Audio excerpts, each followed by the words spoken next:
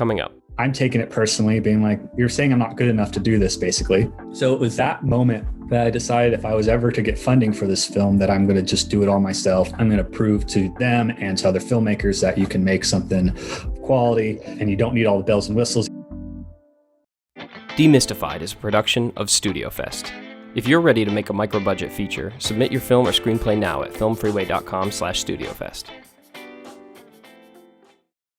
This series exists in both video and podcast form and is designed to be experienced either way. You can find the video version at moviemaker.com or the audio version wherever you get your podcasts. From Studio Fest and Movie Maker magazine, this is Demystified, a series about an innovative new way to make movies and what it really takes to make an indie feature film. My name's Jake Bowen, and this series is about shedding light on the parts of getting an indie film made that are never seen and rarely talked about, through the lens of Studio Fest, a one-of-a-kind annual film festival that awards up-and-coming writers and directors the chance to make a feature film.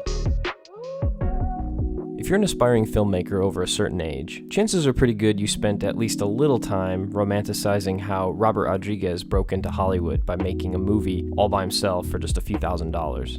Movies like Primer, mumblecore stuff like The Puffy Chair, found footage films like The Blair Witch Project, and plenty of other movies more or less follow this basic format. What those films all have in common, though, is that no one could really mistake them for studio movies with large crews and real budgets. That just wasn't possible 20 or even 15 years ago. And even after advances in technology made it theoretically possible, the task of making a feature film that meets the production value standards of studio-backed movies by oneself is still Herculean and remains extremely rare. So when it does happen, everyone should pay attention. That's why I'm privileged to have gotten to speak to Jordan Graham, the writer, director, and everything else of the film Sator.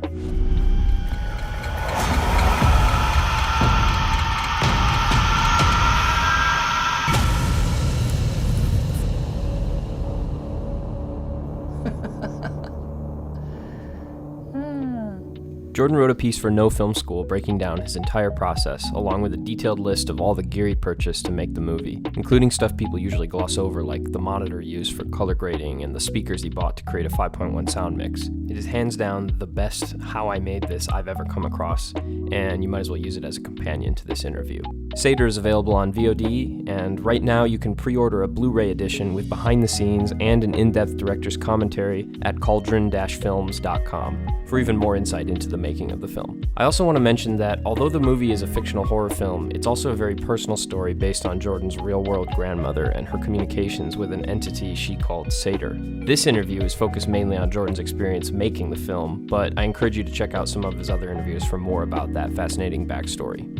And no joke, when I pulled some footage from the movie for this portion of the video, my editing software caused a rendering glitch that produced a very eerie distortion of Jordan's grandmother's face that is not in the movie and kind of creeped me out. Coincidence? I'll let you decide. And with that, here's my conversation with Jordan Graham. Made a film by myself. Every single job behind the camera. I spent 7 years making it. It's based on the true history of my grandmother. When did you start making the movie in earnest? That was 2013. So that was like the day after the American film market in 2013. So did you go to the American film market that year? I did, because I had another film that I made called Spectre. It was a film that if you ever look at any of my other interviews, I don't like talking about, I don't mind talking about the film. I just didn't like the film. So, but it was there, and this was like DSLRs. So I was like, I want to go shoot something. So I shot this film, but I made a trailer for it, put it online. And then a sales agent reached out to me saying that they would like to sell it. Then when it was done, went to the American film market with the sales agent. There was supposed to be like this big like screening. And he was saying like, there's going to be like at least 50 investors there. So we get all in our suits. It was just my friends and I in the theater. That was it. After the screening of that film, I was like, I need to put my all into a film that I actually care about. And I started writing like the next day. I knew it was going to be in the woods and there was going to be a cabin. So I started collecting. When I was writing, I was also getting props, costumes together. So that was a year and a half worth of going to thrift shops and collecting everything that I needed, because when I figured out how to fund this thing, I didn't want to just start searching for all my props and stuff, because that would have taken a long time. Trying to figure out how to finance the thing. That was a very discouraging process. I was going to do an Indiegogo campaign, the biggest influence of mine was Jeremy Saulnier's The Blue Ruin. So if you want to get an idea of what maybe my budget was, his Kickstarter, seeing what he earned off of that Kickstarter, I was like, oh, if he could make a movie for that much, I could do that. But then later I found out his movie costs like $500,000 or more or something, and he remortgaged his house. But I was still in that mindset of like, oh, I could still do it for that. So I made an Indiegogo video at my grandmother's house, and I convinced our local news to make it a cover story with Spectre, my last horror film, talk about that, and then for one part of it, and then have the other half be all about this film that I'm trying to make. And that was going to release the day that I was going to release the campaign video. I made 2,000 really high quality door flyers that went to the other side of our town, walked door to door, and hung 2,000 of these things all around our house. I don't think I hung up all of them, but I hung up a lot. It was a whole day of just going back and forth. So then the campaign came out. I asked a few friends to put in some money to make it seem like something was starting to happen. I didn't generate 1 cent. Not one person put anything into it. That was a very depressing low point. I was just bummed out. But again, I'm going to blame myself because there's other things that I could have probably done. The one thing that did happen was with that Good Times news article, Santa Cruz, California. It's a very small bubble. A bunch of filmmakers in my area, they wrote me saying they'd like to give me advice on how to move forward with this project. And I was excited, like cool, there's people that want to collaborate. And so I go up and meet with these people, and it was different times. It wasn't like the same group of people. There's multiple different people that reached out to me. So I met up with these people, and they kept talking down to me, saying that like, in order for you to make a film of quality, you need to have this, you need to have this. And here I just had a failed campaign, and I would love to have what you're talking about, but I can't afford it. And I'm taking it personally, being like, you're saying I'm not good enough to do this, basically. So it was that moment that I decided if I was ever to get funding for this film, that I'm going to just do it all myself. I'm going to prove to them and to other filmmakers that you can make something of quality and you don't need all the bells and whistles. But I had no gear. I had absolutely nothing. Everything was bought for the film. But how I got financing was I was at a bar with my friend. I don't remember what we were talking about, but he randomly said that he would loan me half the budget for a percentage of the film. I was like, well, yeah, I would love that. The rest of the funding came from saving from wedding videography. So I saved some money for that. And then I had to pay this guy back. So I've been paying him back a certain amount every year. That was when I started construction on the cabin while purchasing all the gear. It took me a couple months to build the cabin, and that was in my mom's backyard. And I tore up like our fence. The cabin cost me $1,500, and it was all just like donated materials. The fireplace, I went up into the mountains and collected a bunch of river rocks, but it was like a whole day of going up and down a mountain with a bag carrying up these river rocks. And I had to have somebody come and help me lift it up. And as we were lifting it up, I heard a pop. That night I woke up and I could barely move. I was in so much pain here. And I was like, oh, I did something. I don't know what I did. Doctor visits later. It was something called costochondritis, which is inflammation in the sternum and rib cage. And I still feel it today. Like, it's supposed to go away with rest. But I had to make a movie, and I'm still building the cabin. And since I'm the only one making this film, I'm carrying all the gear and suffering for your art. Yeah. But I mean, I loved, it doesn't matter with that. Like we'll get into post-production later, but I loved the shooting aspect of it. I don't care how much I was suffering through that. I enjoyed every moment of that. All the bottle caps came in one sheet and they were clean. So I went through each one and bent them all up just for that one shot. And same with like the computer, scratched that all up, painted it a different color, then ripped up that paint, messed up the keys just a perfect way. I painted every single one of those shotgun shells and covered them with dirt. That's only one shot in the movie. You only see it once, but it's just like, that's that one little thing that's going to just add just a little bit more to the texture of everything. The spider that took a whole weekend, I don't count that as like my days of shooting. That cabin, my mom it was up there for 2 years and she didn't want it up there anymore. I was editing and she called me up and was like, do you think we can tear down the cabin now? Like, is it possible? And I'm looking, I'm like, yeah, I think we can. And she goes and gets people to come start tearing down the cabin, but I'm editing the footage and then I see we need to shoot. I need it. Don't tear down the cabin. So I go and I call her. I'm like, you didn't tear down the cabin, didn't you? She's like, why? And she had the whole thing torn down except for that nook. I shot a lot in just that open space. Like I went back and was getting a bunch of pickup stuff, and having that space open allowed spider webs to form in there. So yeah, I spent a whole weekend positioning the camera on that, and I spent a weekend catching moths.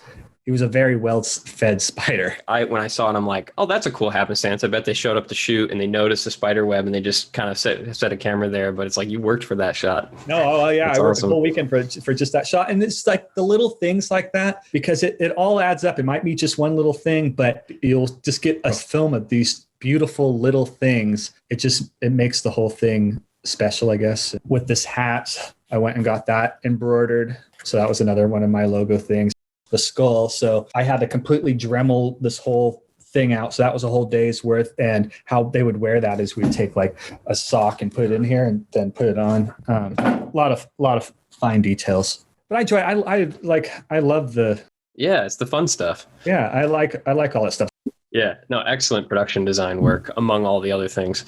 When you set out to do this, how long did you think it was going to take? And was there a moment when you went, oh, in order to do this the way I want to, it's going to be a much longer than I thought? Yes, it was when I was building the cabin. I had a little bit of a panic then because the foundation was a bunch of pallets. Just leveling the first pallet took me like an hour or so. I have 20 something more pallets to do. Then I was just going through all the things I'm going to have to do. I'm going to have to start mixing soon. I don't even know where to begin with mixing. I have the software. I don't even know how to use it. Same with color grading. And then I chilled out and was like, okay, I can only do this one step at a time. All upon the face of the forest shall tremble. A very important thing to me was purchasing everything. Since I'm doing this myself, I did not want to have to rush. I really wanted to take my time, have the gear ready whenever I needed it, because there's a lot of times where I was just out there shooting myself all day without any of the actors. So I purchased all the gear. So camera.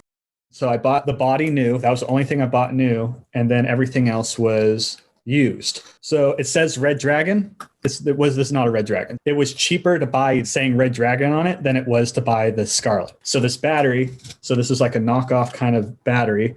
It's heavy camera. So whatever this battery was, but it broke really quickly down there. So see how I had to tape it on there? That happened like right away as soon as we started shooting. And then this thing, so see that yellow? So I had to look through that the whole shoot. I couldn't see anything. And then the lenses I got, there were 3 off eBay. I was looking for, they were vintage Leica R lenses, prime lenses. I had like a 24 millimeter, a 50 millimeter, and a 35 millimeter. And then I bought like this wide angle lens later on because it wasn't wide enough what I was getting.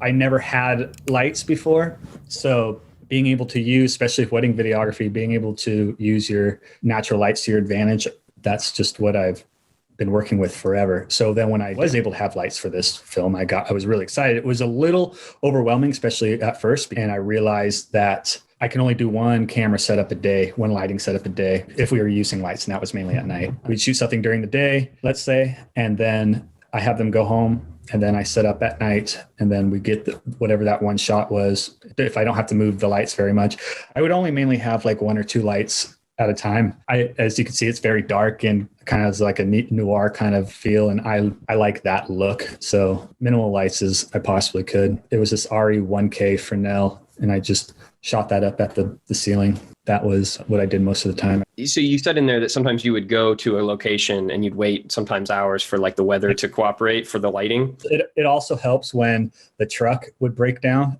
But yeah, it was mainly on that road with the truck though. That was kind of farther away. I wanted to get there early enough so I can get the shots that I need when the sun finally goes behind the trees. Because I really wanted everything to be in camera as much as possible. I didn't want to do like sky replacements or anything like that. But there were a few times that I can even think of with that same truck scene of where within the trees you get little pieces of light peeking through, just very little, and I would go in Photoshop and paint those out so it didn't look like you could see anything.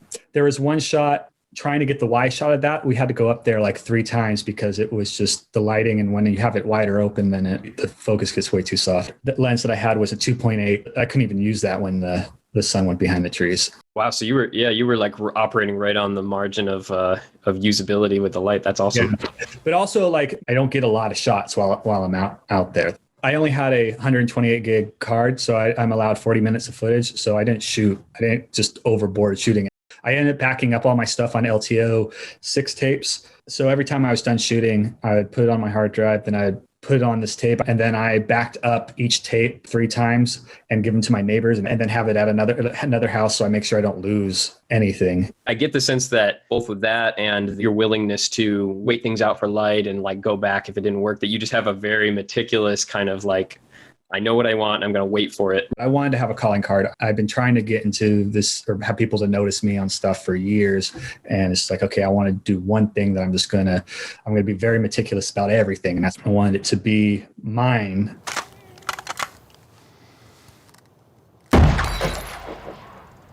Jordan only recorded reference audio for most of the production, opting instead to record the vast majority of the final sound effects, dialogue, and atmosphere from scratch later on during post-production. All my grandmother's stuff, that was real, but everything else, I was not shooting in a proper area. The interior of the cabin was 6 blocks away from the ocean, so not in a forest. You have people in their hot tub outside a few feet away while I'm shooting some of my neighbors. The folks at home are watching the movie, just think like every little brush and nick on clothing and all that stuff has to be created. And I would believe 100% that this was actually recorded on set. And like really the only clue I had that it wasn't was that I just assumed it must not have been done that way because of how you filmed the movie. But yeah. It sounds great. And so I know how much work that was.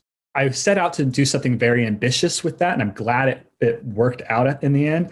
But I went out to make a film with barely any talking, barely any music. So without having talking, you can't cover up sound effects with talking. You can't cover up sound effects with the music because there isn't any, and you can't cover up sound effects with vibrant atmospheres sounds. Because I wanted the film to feel like everything in the forest besides the crows were killed. So you don't hear any animals in there. So I want it just to be this very, very quiet sounding film, which meant you had to hear everything. So every cloth, every mouth, every little crunch. I wanted sounds to actually sound like it's coming from the forest. I went out to the forest a few times to get certain types of sounds, like to get this thing.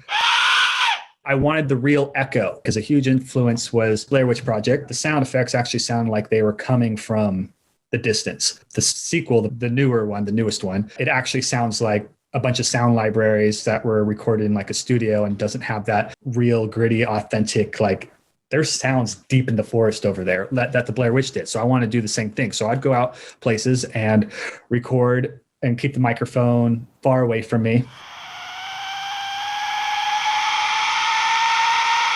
I'm sure you could do that also in post, but I'm never mixed a film before. So, and I also don't know how quiet I actually really need things to be. So like if I heard a little bit of bass, I'm sure I can get that out in post-production, but I didn't want to risk it. So I had to record from 11 p.m. to 4 a.m. every night. What I ended up doing was building a Foley pit out of mattresses in my mom's garage. The Foley pit had like dirt in there and leaves, and I was able to do a bunch of sound effects in there. And in my mom's house, I was able to do sound effects late at night. So I'd have to unplug the refrigerator, all the clocks, fish tank, modem. But even then, I would hear the seals, lighthouse, cars, and it would wait like 5 minutes until it finally passed. The worst thing was this mile buoy in the ocean that would make this, and I could never predict it. I could predict the lighthouse because that was every 30 seconds or so, but the mile buoy, I wouldn't know. I couldn't predict it ever. So the sound, it was very frustrating. I felt like I was losing my mind with the sound aspect, and especially like the way time was going by, being like, well, I can get through these 3 minutes by the middle of next month. My concept of time was like a month is only, it's been going by so fast anyways, it doesn't matter. And I hated that because I'm still dealing with the anxieties of it now, because that 7 years when you're moving so slowly, the world is going by so fast, it brought a lot of anxiety out in me during that process. And I'm still like kind of recovering from it a little bit. But also like within these 7 years is watching like these directors come in and make so many films, and their careers blossom, like Safdie brothers or heaven knows what, which they started in 2013, if I'm not mistaken, then go into Good Times and then Uncut Gems. And that's within the span of this. The director with No Man's Land, I mean, she had The Writer and something right before that, now making The Eternals, like a Marvel film. That's like basically within the span that I made Sator. Ari Aster and Robert Eggers, like seeing their careers blossom while I've been making this thing. Like it's definitely, I mean, it's so cool to see that happen. I'm hoping that I can get in there somehow, you know? The music, I love that. So my inspiration for it was the credits to the Blair Witch Project. And it's just so creepy. And it sounds like stuff dropping in pots and pans. And one inspiration. And then another one was in Santa Cruz. We have, there's this woman that goes out on the beach with a bunch of crystal glasses, but different sizes. And she would rub on them when the sun is going down on the beach, and it would create this like trance. Like I was like, I want to have that, because the film has a lot of trances and I want to put the audience in some sort of trance-like mood. So it's like, okay, now how am I going to do this? I'm not a musician. I ended doing a lot of experimenting with pots and pans. So I put a microphone under the pot and I would rub on the top, and one of them had rivets on it. So I would just rub the top really quick and it would make this like sound like with really quickly. But then I would go in the computer and slow it down like 1,000%. And then you get this, like, it almost sounds like a heartbeat. That rivet ended up being like a boom, boom sound.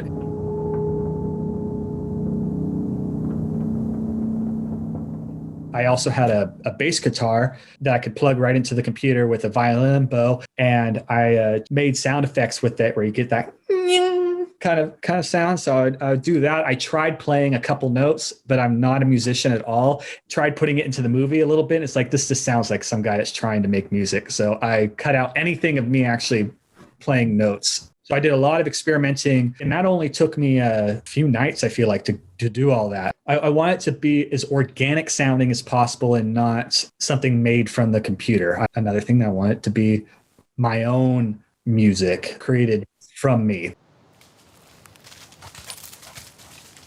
I had to learn how to do 5.1. I had speakers to do it legitly. I mean, like legit is where I can hear every speaker. Because with my last film, I did like a poor man's version of 5.1. It's like one of my favorite stories. When I was mixing that last film, the sales agent gave me a contact with the sound mixer guy. He did the sound for Tangerine, the film Tangerine, and I wanted to listen to it in a theater type environment. Emailed him saying like, hey, I want to be able to watch this in there. Like, you're not going to have to do anything to it. I can't even afford that. I just want to listen. So I drove out to LA from Santa Cruz, about 5 hours. So I go into his theater environment, and like, this guy's a pro in the industry for years, right? And so it's like, what is this guy going to think of my very first mix, right? So we're watching the film and he's taking down his notes, and I was like, oh man, this is going to be, I'm going to get like murdered at the end of this. And so the film ended and he looks over at me and he says, do you want to get into sound design?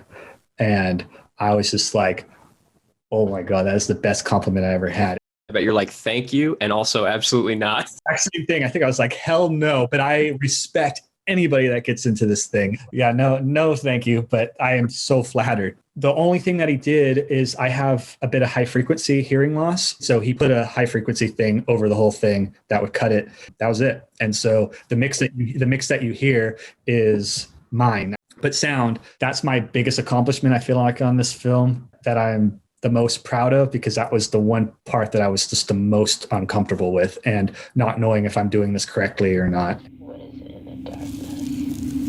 I color graded the film probably like 3 different times. I had to completely learn DaVinci Resolve. It took 1,000 hours to grade the film, 12 hours a day for 3 months in a blacked out room, coloring this thing. Luckily, I had Pandora that I could listen to. So that was kind of nice. I didn't really know the look quite yet. I was experimenting a lot on things and trying to isolate stuff. But what I realized is that I shot the film way too dark to where I couldn't really isolate very much at all. A couple things that helped me out a lot was The Witch. I was already close to finished shooting by the time The Witch trailer came out. And then also It Comes at Night. So when I was getting into coloring, I was waiting for those movies to come out. I think especially, I remember It Comes at Night. I was like, when's that movie going to come out on Blu-ray? Or so I can have that right next to it, so I can use this as a reference. The Witch helped with like getting some type of look, because I was worried about making things too orange or too blue. So I did have a lot of shots right next to mine, so I can kind of like get a good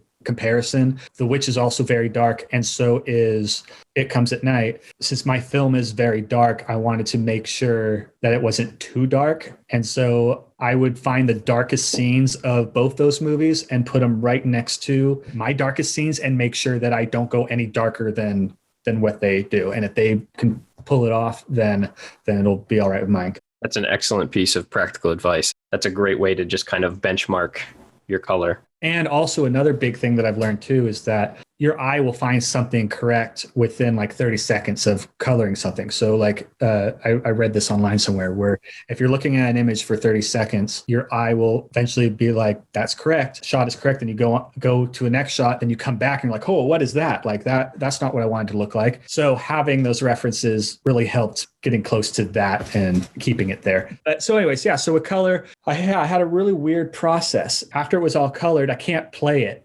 back. So I ended up transferring it all off the computer, putting it in Premiere. Then I was able to watch it again, but it was grainy. So then I had to degrain it in Premiere. It was Neat Video, the degrain software, really good. But I couldn't play that back either when I put that on there. So then I had to export it again, put it back in the computer so I can actually look at what it actually looks like. Then I would put a layer of 4K scan grain. It's kind of subtle, but it brings just a little bit of texture in there. So, but then like if I'm watching the movie and I'm like, oh man, I don't really like that shot, I wonder if I can go back and redo it again. Then that's the whole process again. Like exporting, it took like, if I wanted to export all that grain footage, it takes probably to do the whole movie, it'd probably take like 2-3 weeks to export the whole thing. And I have to sit there. I have to export each shot, let one shot export for 20 minutes or something like that, and listen to music till that was done so I can go do the next one. I couldn't just walk away from the computer.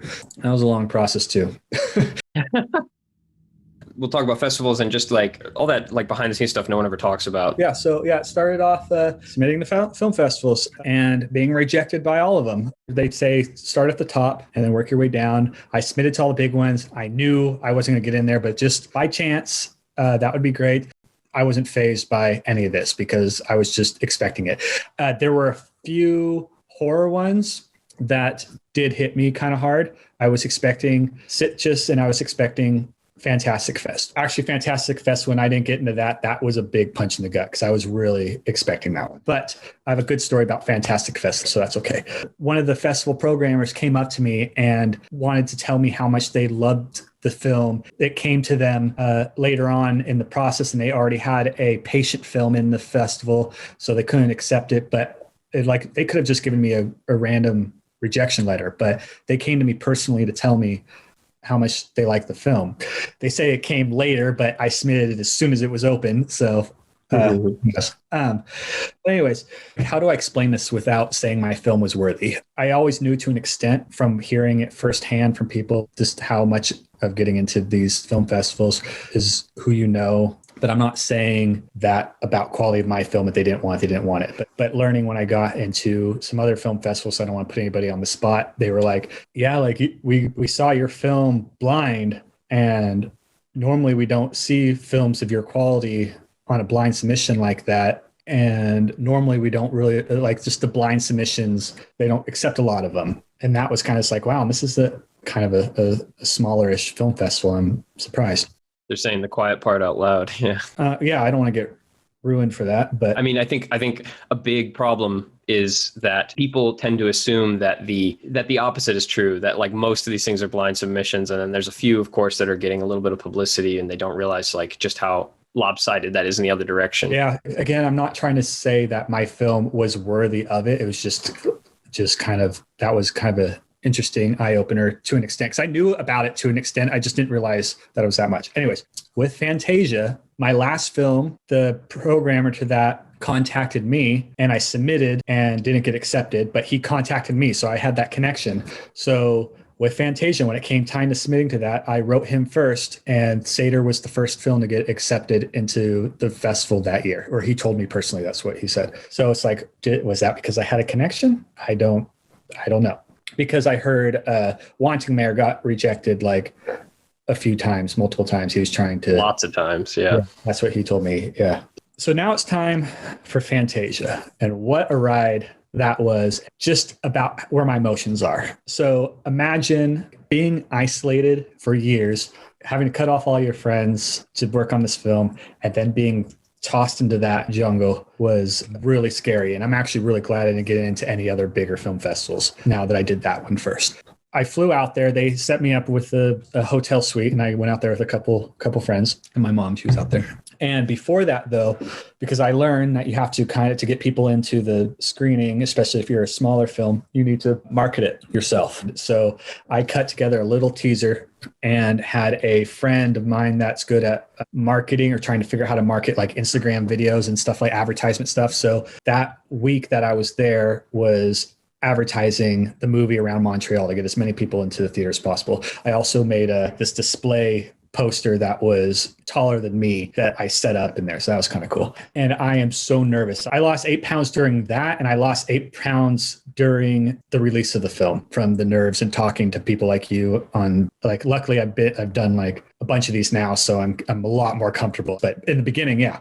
So I go out there and all I'm eating is Cheerios, right? Like that's all I could eat. Oh man, that day was so scary. The room was packed, every seat was filled, and people were standing in the back where I was sitting in the back. This is the first time I see the film. This is where I learned to never watch the film with the audience, because the person in front of me was sleeping and the person next to me was doing this kind of movement. And I'm like, just two people. He didn't even know I was director of this. And I could just like, dude, this guy hates the movie. And then I was just like, man, I just made the worst movie. I found out later that guy loved the movie and he was just super into it, I guess. So, but then it came time to do my Q&A. All right. So they call me down there. I get asked the first question and I couldn't speak and I couldn't talk for like 5 minutes. I completely shut down. And in my head, I remember what's going on through in my head.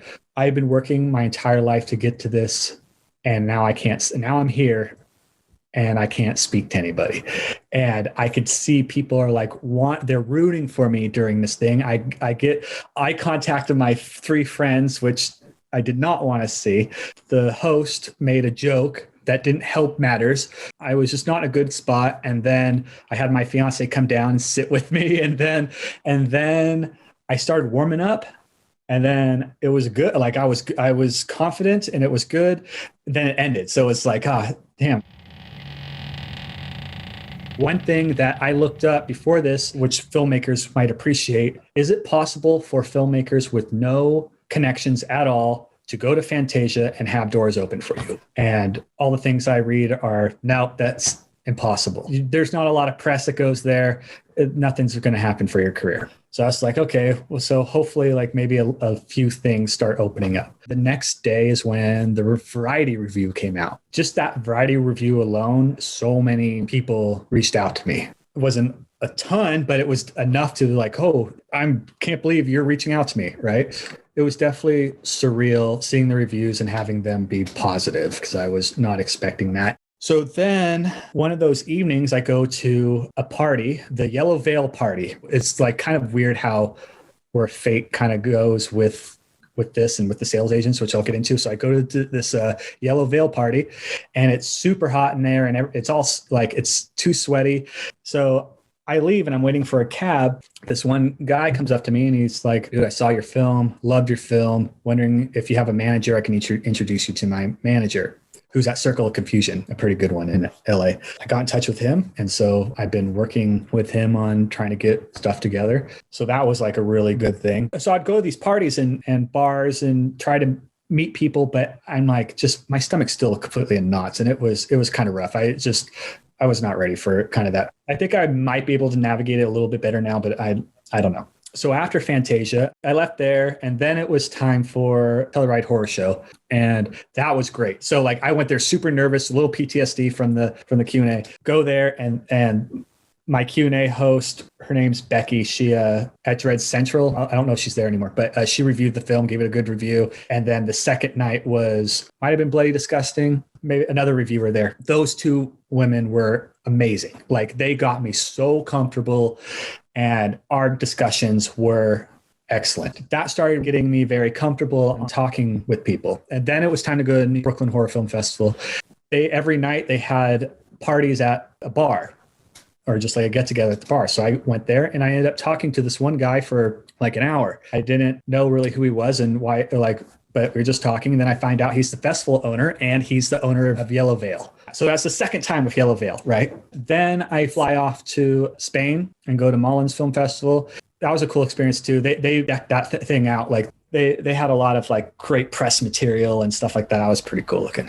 And then on the way to festival in London, Soho Film Festival, I made a pit stop in Belgium because a film that I would love to make, but it's a really dark, or it's really heavy subject matter. There's a town in Belgium that I based it on, but you can't find any photos of it online. It's only Google Maps and stuff. So I went out there to go make a lookbook.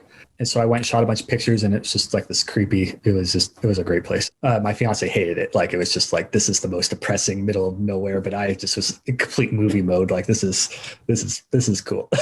Then after Belgium, we went to Soho, and then she left. And then I went to in Wales. It was Abattoir Film Festival. That was like my favorite film festival in this whole experience. Like, it's a whole like family there. It's not like a bunch of tickets per screening. You kind of just buy the pass and you get to go to every film that screens there. And they only sell probably like up 200 passes or something like that. So you see the same people the whole time. So I stayed there for like a week. So I got to hang out with all these people, and they're all buying me drinks. That was a lovely experience. I would love to go back to that spot. The one thing I was not expecting were the doors to open, right? So I had a script. I have one that I'm very proud of, but I was not expecting, again, the doors to open. And I know they would not want this script because it's a very heavy subject matter. So I'm working with a producer friend of mine, getting the script together. Then I had a bunch of meetings in LA. So like, I don't know what I'm allowed to say with stuff like that. Like, I don't like sounding like I'm bragging either, but it was pretty cool. Like, the people I was meeting with, them talking about $5 million, $10 million movies just like that. It's just like, that stuff that you talk about when you're just starting out being a filmmaker, like, oh yeah, like $5-10 million, that's what we'll do. But then when, like, I've been at it now for many years, it's like, that is like fantasy talk, So hearing these people just say these things and actually knowing what they're talking about too is just, I'm so used to being in a bubble, and all I wanted is to work with people that are at my level or know way more than me so I can learn off them, which I've had before. I'm going into these meetings kind of with that mindset, right? Still. And even though it's like people that are making multi-million dollar movies, and hearing the things that are coming out of their mouth, it's like, wait a minute, how do you know that? Oh yeah, this is this place. Like, it is surreal. But I had all those meetings. I was all pumped. It's like, I don't have really a script that they would want, but COVID hit a few days later and everything shut down. When you get accepted in these film festivals, you're going to get a shit ton of sales agents writing you wanting to sell your film. So I got like 100 of those or so. So I'm going through the list of these sales agents, but they're all selling films that to me are like make it in a day type movie that have the names that they're like knockoff names. Like Terminator, it would be like Terminator something else. So I see what you're saying. Yeah, the one we pointed out when we went to AFM the first time was called Battle Star Wars. Okay, so something like that. So I see a lot of those, and my stomach gets in knots, right? I don't want this art house film to be like within that. And this was almost a year after the film festival. The guy that I was talking to, Justin at Yellow Veil, just randomly calls me the day or next day that I was starting to look for sales agents. And he calls me up and he's like, hey, we were looking through our thing and wondering about like Sator. Did that ever get distribution? We have something that could possibly get this distribution, and it might not be the biggest thing, but hey, it'll be out there. I don't feel like they were quite ready to take on the film at that point. So I was like, what can I do to make it easy for you? Like, I did the whole film myself. Do you want me to make a trailer? Do you want me to make a poster? Like, what can we, because it's expensive to take on a film. And what they like to do, which is why I am so grateful for them, is that they want to take on all the marketing stuff for it and get the posters made, the Blu-ray. 1091 had streaming rights, but Yellow Veil kept the Blu-ray rights, so they can go to like a boutique Blu-ray dealer, which we got, by the way. They want to get the trailer made themselves, so they got a trailer made, but they wanted my collaboration on it, which is what's great, because I hear this a lot about sales agents. I've been hearing this a lot from filmmakers that I met, is that you have to be careful with sales agents because they can just take your money or take your film and not care about it, and so you have to be careful. They allowed me to go and re-edit an ending. I text Justin all the time, like we're always talking about what's going on with the film. I got so lucky with Yellow Veil. Like I could have gone with the wrong sales agent. I could have gone with the wrong distributor, and having the film, like right now where the film is in, the United States, Canada, Australia, New Zealand, UK. So that's where it's out right now. But we do have France distribution. We do have the Baltic, Scandinavia, Iceland, and a place called CIS, which is, I guess, ex-USSR territory. But just like, I feel like I lucked out. It could have gone a different way. And I was patient. That was the other thing. I didn't just sign with the first thing that came to me. I felt like the film deserved a certain type of representation. And so I waited until I was able to get something that I felt good with. Yeah, patience. I think your project and your methods are just like shot through with patience the whole way. So yeah. And I'm sorry. Maybe I'll lose that a little bit. I will not do the 7 years thing. And my stamina is definitely a little bit lower now. If I can work with a bunch of people, I'm sure it'll jump right back in there. But I don't want to take on that many responsibilities again. It definitely took its toll on me mentally. And if you looked at photos of me like 4 years ago, like my eyes are all sunken in and my, like I have no weight on my face. And you could see that I just looked exhausted.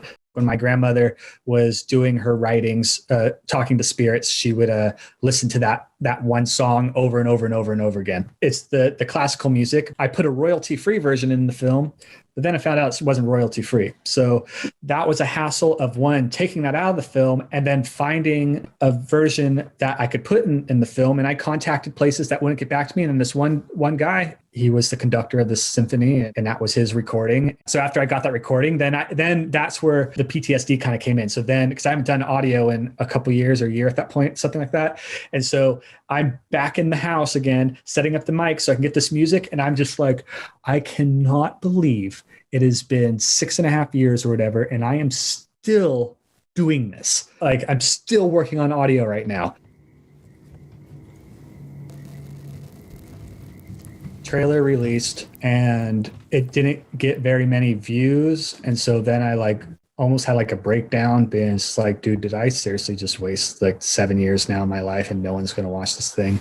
But then the movie released, and Yellow Veil killed it with PR. Their PR lady, Kayla, she's great. Then my UK distributor, they also killed it. So many different interviews, and I'm seeing the list of all these reviewers that they got. Then seeing the film on Apple TV and having it be that weekend, it was number 2 on horror, next to films that have name actors and advertising, and then top 30 on all films right next to Tom Hanks's new movie.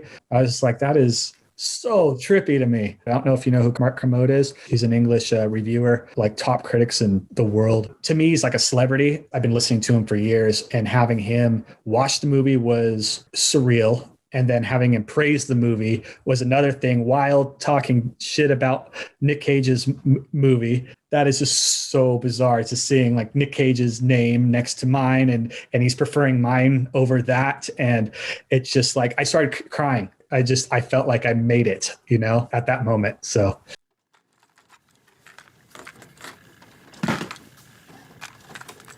I spent a week recording a director's commentary, which will hopefully be on Blu-ray when that eventually comes out. Go into detail on all this as well. You can listen to the film, and I'll be like, well, I'm taking out the music here, or the atmosphere, so you're just hearing the steps. I do that in the director's commentary because I really wanted to be as detailed as I can and hopefully bring some inspiration to people, and just showing that Like it can be done. Absolutely. Nick Bateman and I talked about this, where he grew up on, DVD special features, especially the Lord of the Rings, but there's a bunch of others. And it's like, there was this little golden era of that, and it's kind of died away or become very, it's done so consciously that it's kind of neutered of like what the really nitty gritty details. So I hope that there's like a little renaissance of that kind of like, here's a window into how I did this, So I'm glad that you're doing that.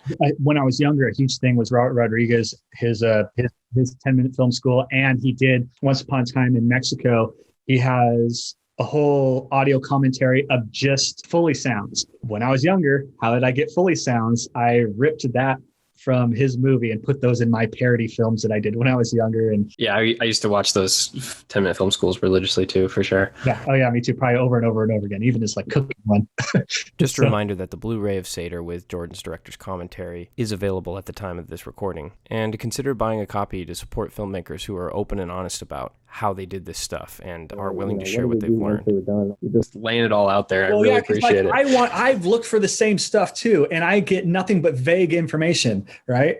Because I'm in the same boat. I'm a guy with no connections. I had no gear before this, did this thing on my own, and then went out there on my own. Who knows if it worked? I mean, doors have opened, like I've said before, but I still am very cautiously optimistic. I don't expect things to actually happen. I still have that mindset of like, if it happens, that'll be surreal. But what I am really happy now is I really wanted to get to a place where I can write a script and I can give it to people, and people that can actually possibly get movies or films made. My fiance and I were starting to talk about kids and stuff like that. And I did not want to have a kid until not that I made it, but to where I don't have to stop this. And if it comes to where I can just write and hand my scripts off, then that is good enough for me. But if it came to a point where like I have a script and I have nobody to talk to, and I have to go through the process of like, how am I going to even do any of this? I won't do it again. I mean, I know it will still be a process of getting funding and stuff, but now I'll have people that can help me.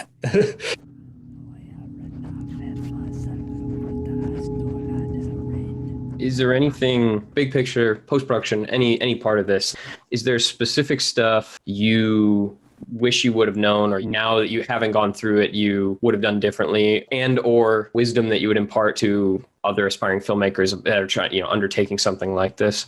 I wouldn't change anything about this film. I mean, I would and I wouldn't. If I could go back, I'd redo the whole thing completely different. That would be a different film. But having stuff with my grandmother, how things worked out the way they did, I wouldn't change it. I'm starting to get to a place where I can't really watch it anymore. I'm growing from that. The 2 scripts that I have now that I want to get made, like I feel like are much better stories. As far as taking on something like this, I don't know. Like I want to do a film by myself. I wouldn't recommend that, unless like I would recommend doing short films by yourself. It's really good to kind of get your hands into every little aspect, because now I have a really good knowledge of every little thing that when it comes time to working with a team, I feel like I'll be able to have them navigate through this quicker because I'm going to know what I want. With the amount of years that I've been trying to do this now, my standards get higher and higher and higher. And having this take 7 years, I had a certain look that I wanted. That's why it took so long. If I wanted to make this movie 15 years ago, it probably would have been a lot faster because my standards are a lot lower then. I did the thing where I made, like I said, I made a feature film right out of college, basically. And as you say, my standards were lower. I didn't know it at the time. I'm sure I thought my standards were really high, but of course there's a bunch of stuff I cut corners on or didn't understand. And that's a big commitment to do an entire feature film that at the end of it, you go, wow, I don't really like this, but you certainly learn stuff from it. But I think that your advice of doing a few short films where you get your hands in every aspect of it, you get basically that whole experience, but in a shorter time frame, so you can learn from it and then apply it to the next one. I wish I kind of did that to begin with, because I made a bunch of parodies. And then when I started getting a little bit more serious into this, I wish I just did a bunch of short films. And that's what music videos are good for too. Like you don't have to worry about the audio and you can tell stories and stuff like that. But you could try all sorts of different styles with that and different genres. And I was really obsessed with like the Pirates of the Caribbean when I started, and the Matrix, and like talk about do it by yourself. Then I was doing wire work, sword fights and wire with real swords, having actors fly up in the air. And I was 17 years old. Any of that watchable these days, or burn it all? Not burn. I have it. I never get rid of anything, but there are certain things that you can find, but I can't do it. You hit every cliche, and see, that's just something being young and not very experienced. You put all those cliches in there, not knowing any better. Writing the script, I have like a list of keywords or phrases or one words that I try to refuse to put in films. Like one of them is trust. One of them is family, as much as I can. Depends on the context, but the word family, I try not putting in as much because it just can be so melodramatic. Not so much like there are some scenes in Sator where I just like, I wish I went back. That's one thing that I would go back. I don't mind the acting in it, but it's just my writing. There was a couple things in there that I would go back and rewrite. But I learned from that. I was doing this since I was 13, so I was expecting to be like there by 18, but I'm so glad I'm not. I needed those years, and I think a lot of filmmakers do as well to find themselves and figure out what works in their own style, I guess. And if somebody gave me a $2 million budget to make a film before Sator, I would just not have been ready. Now I feel like I could really handle myself with a budget like that. With this movie, you could tell someone it was made for $500,000 or whatever, and totally believe it. It looks like it was made with a big crew. I think that yours is it's sort of what people have been theorizing for decades that could be done. Like theoretically, one or two guys could do every aspect of it and make a movie that even a seasoned film critic or something would not be able to spot was made by one or two people. Yeah. And I think you actually you're among the first, I think, to really pull it off. So I appreciate you saying that. I think just out of necessity, I think I've been kind of making stuff by myself for a long time. So I'm kind of hyper attuned to that sort of thing. So that's kind of like my mindset too, was like making a film kind of for filmmakers in a way. If the general audience could possibly enjoy it, fine, but I don't expect them to. I feel like the filmmaker side of people will appreciate this a little bit more. I was trying to make something is also like as unique as I possibly could too, and not worry about certain horror tropes because I wanted to stand out as much as I possibly could. Because I am trying to get going. I want people to recognize me so I can start making stuff. Demystified is a production of Studio Fest. If you're ready to make a micro-budget feature, submit your film or screenplay now at filmfreeway.com/studiofest. Demystified is a Studio Fest production presented by Movie Maker. This episode was narrated and edited by me, Jake Bowen. It was conceived and recorded by Jess Jacklin, Charles Beal, and Jake Bowen. The theme song was composed by Patrick Patrikios. Other tracks used under Creative Commons licenses. To hear future episodes of Demystified, go to moviemaker.com or visit studiofest.com, where you can also learn more about Studio Fest and subscribe to the show.